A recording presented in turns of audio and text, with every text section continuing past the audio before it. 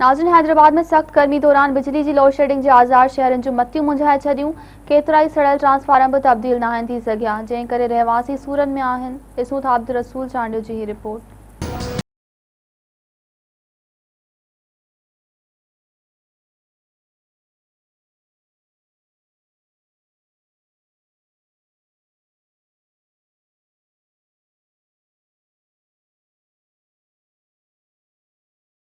शहर ऐं भरपासे वारनि इलाइक़नि में गर्मी की शिदत में इज़ाफ़े खां पोइ हेस्को इंतज़ामिया बि रंग ॾेखारणु शुरू करे छॾिया आहिनि।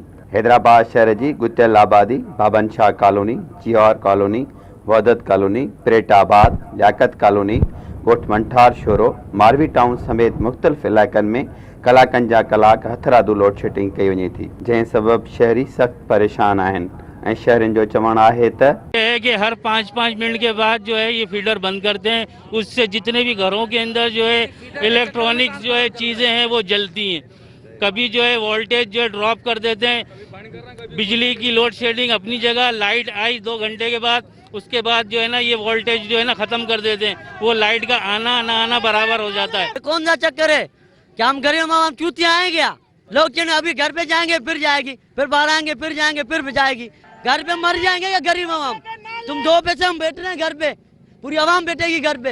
हैदराबाद शहर के मुख़्तलिफ़ इलाइक़नि में गुज़िरियल केतिरनि ॾींहंनि खां 15 खां वधीक ट्रांसफार्मर सड़ियल आहिनि। हेस्को इंतज़ामिया गुज़िरियल केतिरनि ॾींहंनि खां उहे सड़ियल ट्रांसफार्मर तब्दील करण लाइ शहरनि खां रिश्वत तलब करे रही है, जंहिं सबबि शहरी हिन रीति चवनि था। असांजो इलाक़ो आहे सखी वाब कॉलोनी, नूरानी बस्ती में थो अचे।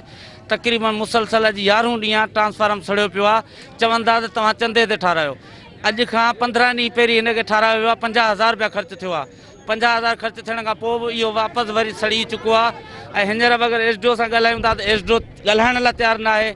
एक्शन ॾे वञूं था त उहो बि ॻाल्हाइण लाइ तयारु न आहे। आख़िर असां वञूं काॾे?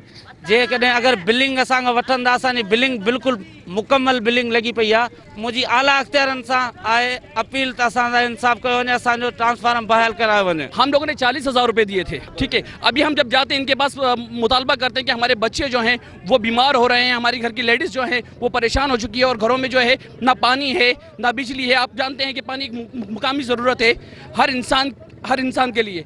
लेकिन अभी जब हम इनसे बात करते हैं कि इमरजेंसी ट्रांसफार्मर हमारे को दे दिया जाए तो ये कहते हैं कि ये सोसाइटी का ट्रांसफार्मर में और आप लोग बिल्कुल और आप लोग जो है खुद चंदा जमा कर इसको बनवाएं। मुतालबा ये है कि आप हमारे को ट्रांसफार्मर कहीं से भी करके दो जो हम घर में सुकून से बैठ तो सकें। गवर्नमेंट बोल रही है घर में बैठो, घर में कहाँ से बैठे हैं? ज़रूरत इन ॻाल्हि जी आहे त वफ़ाक़ी हुकूमत खे घुर्जे त लॉकडाउन वारी सूरत हाल ऐं सख़्त गर्मीअ में हेस्को तरफ़ां कयल हथरादू लोड शेडिंग जो नोटिस वठी हेस्को जे करप्ट कामरनि ख़िलाफ़ क़ानूनी कार्रवाई कई वञे त जीअं शहरी सुकून वारी ज़िंदगी गुज़ारे सघनि।